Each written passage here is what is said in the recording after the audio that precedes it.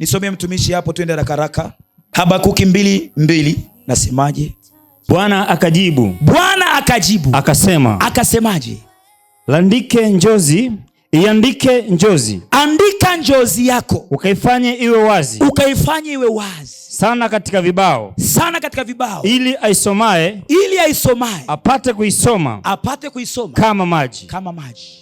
Amen. Endelea. Maana njozi bado ni kwa wakati. Iko kwa wakati ulioamriwa.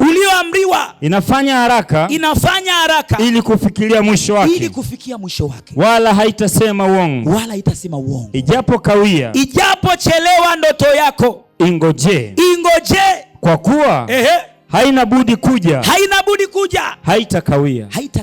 Amen. So unaona Mungu anamwambia Habakuki, andika ndoto yako. Ndoto ni lile jambo ambalo unalitamani litokee kwenye maisha yako.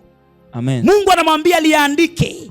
Ukishaliandika liweke wazi hilo jambo ambalo kuna wakati unalikatia tamaa. Liandike, liweke pale dukani kwako. Liandike, liweke pale nyumbani mwako. Alafu liwe wazi, ulisome unapoamka na unapolala, ya kwamba mwaka huu hautaisha. Mungu atakuletea mtaji kwenye biashara. Amen. Amina.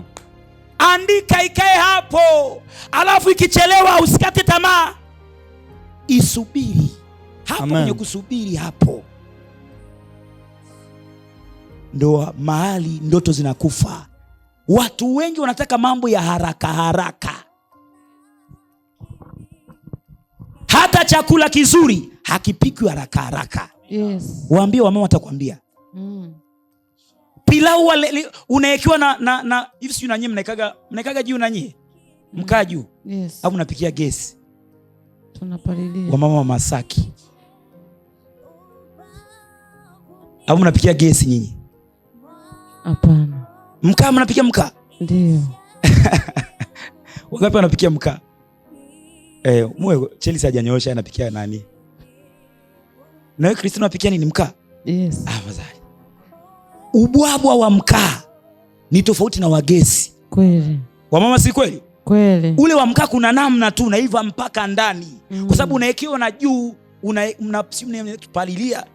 unapalilia na juu. Kwa hiyo moto unapiga juu na chini. Alafu watu wanasubiri hicho chakula. Amina.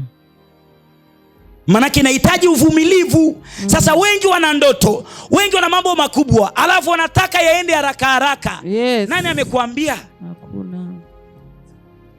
Vyakula vingi vya haraka ndio vinavyoongoza kuharibu afya za watu. Kweli, sema baba. Chipsi za dakika 5 zile ambazo hazijakauka. Umeshapewa. Ndio mtu anakula, anaanza kusikia vitu vya ajabu. Kwa hiyo chochote kile kizuri kinahitaji uvumilivu. Kabisa. Ndio maana watu wengi wanatapeliwa, watu wengi wanaingizwa kwenye sehemu ambazo sio, kwa sababu wanataka mambo haraka. Kabisa. Anasikia kuna mganga pale Tandale, ukifika tu hivi hapo anakurudishia sio nini. Anaenda.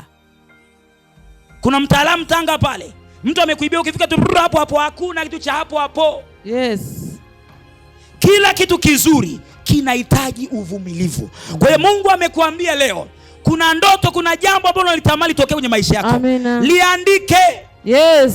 Na likikawia usikate tamaa. Yes. Lisubirie. Amina. Lingoje. Amen. Lisubirie. Amen. Wenzako watakata tamaa, watachoka. Yes. Lakini mwambie, Bwana, nilifundishwa na mtumishi wako. Yes. Hakuna kukata tamaa mpaka ndoto zangu zitimie. Amen. Yaweza kuwa una ndoto ya kufungua biashara kubwa.